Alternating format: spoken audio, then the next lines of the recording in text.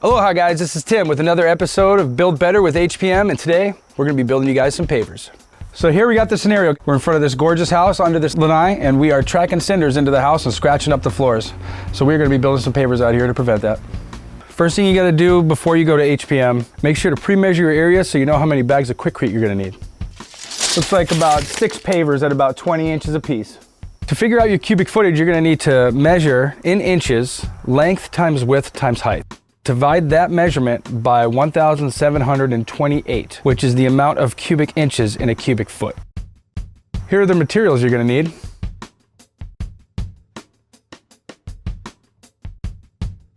And the tools you're going to need to finish the job.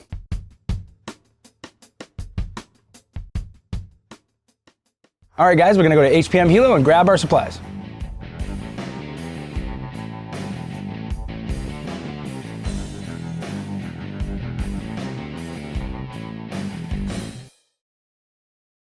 All right guys, we know what our project is. We're here at HPM Hilo. Let's go inside and get all the stuff we need. We're here at the Quikrete section of HPM trying to figure out what kind of Quikrete we're going to use for our project. There are a lot of different kinds to use, so we got to pick the right one for the right job. The one we will be using is this, the high strength Quikrete mix, because that is the best. It has a little aggregate mix, so it has less cracking and less breaking. Now we know what kind of Quikrete we need. I'm going to go place my order, and then I'm going to meet you out in the lumber yard for pickup.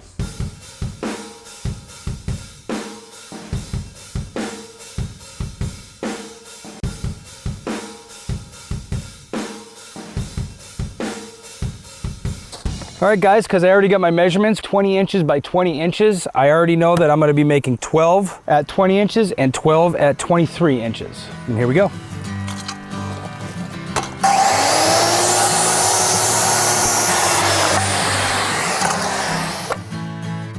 Be very careful whenever your saw goes through a knot, because it's a hard piece of wood and it's going to chunk, it's going to do everything, it could split. That's when you really need to have your safety glasses on. So this whole thing right here is one big knot. And so my saw blade is gonna go right next to it. So there's a chance that it could do something unpredictable. So you gotta make sure to go nice and slow so they don't chunk out on you.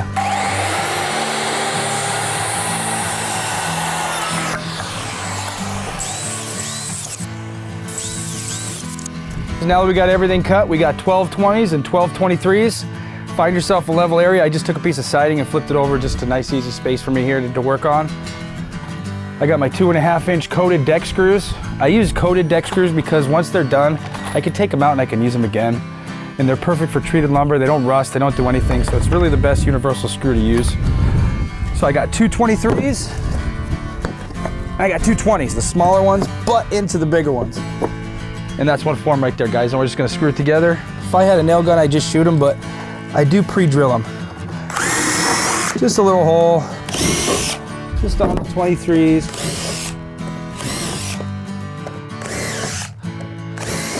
What's more important than on the outside is the height between. Right here, this height where my finger is, because that's the height of the concrete. Here you go. One framed and 5 more to go. All right guys, now we got them all framed out. I'm gonna just go ahead and roughly place these down where I want them to go before I start digging, just to see where I'm actually gonna start digging, so I don't have to do too much work when it comes to the shovel. And as I'm placing them, you see I'm taking the screws where I screwed them in, and I'm placing them going out, so I can actually get a drill in there when I'm all done. I'll just take a hoe here and just kind of mark my end.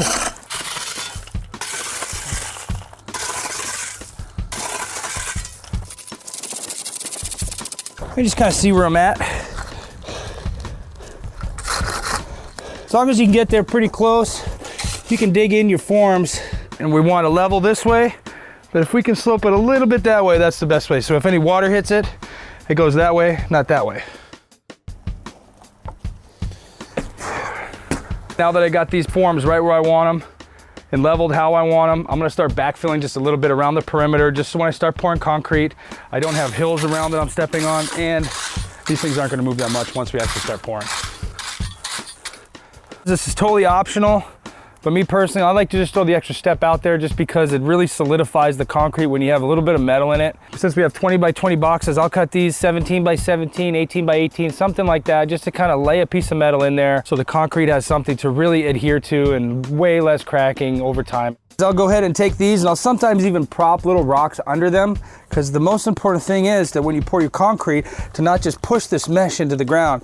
You actually want to take it and it needs to be suspended in the middle of your product. All right guys, now for the super fun part I know everybody wants to do, is mixing of the concrete. So we got a couple different ways we can do that. You can rent a concrete mixer just from your local rental places. You can do it old school in a wheelbarrow, or we can do it in the 5-gallon bucket, which I like to do with a whirly-bird paddle bit and a power tool.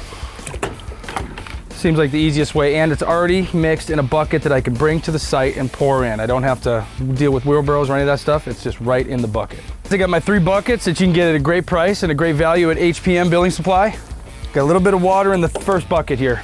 Start with a little bit on the bottom of each one, so the concrete doesn't want to mix at the bottom and just sit there.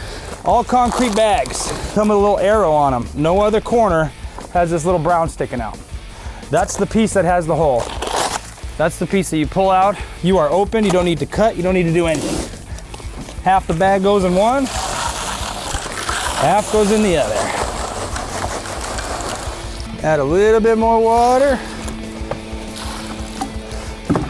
Now's the fun part, hold on for the ride.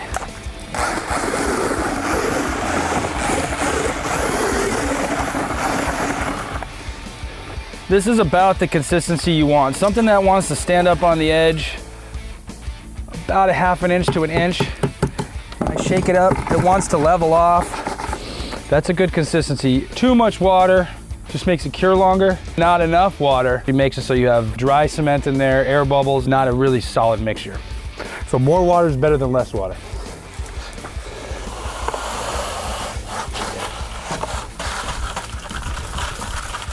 Yeah, it all comes out nice. I can still see my mesh. So I'll go around and just kind of lift it and put it back in. Lift it, put it back in. So we know that that mesh is up there in the middle and not pressed down to the bottom. What I like to do is really shake it down. I don't push it down, I shake it. And since there's water in it, it finds its own level.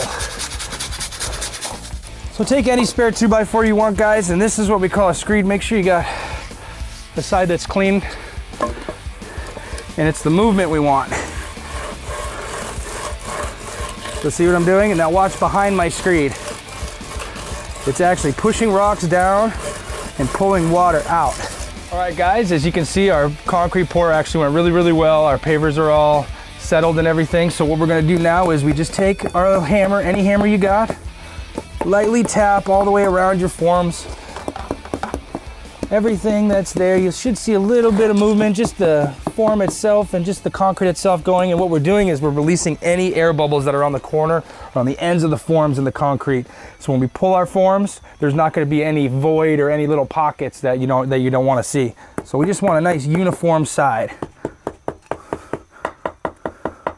It looks like we're all pal for the day, so we're gonna let this sit overnight. It depends on where you're located on this island on how long it's gonna take for your concrete to cure. If you're in Kona, it could probably pull these forms in anywhere from 6 to 12 hours. HPP or in the Mountain View area, I would let it go for 18 to 24 hours. There's so much moisture in the air. I'll be back in the morning to release the forms from the concrete and do our final little scratches and backfill and stuff like that to finish up the project. All right guys, our pavers are finally all nice and solid, and so now we're just gonna take the forms off. So what I'm gonna do with my trusty hammer here, I'm just gonna start banging like right where the screws are before I start going. And you can see the form's kind of shaking a little bit. It just creates a little bit of airspace.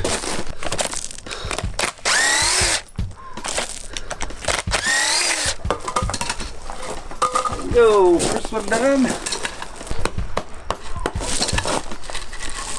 There you go. Second one down. So I just take my hammer, there's always this little crust. That's it.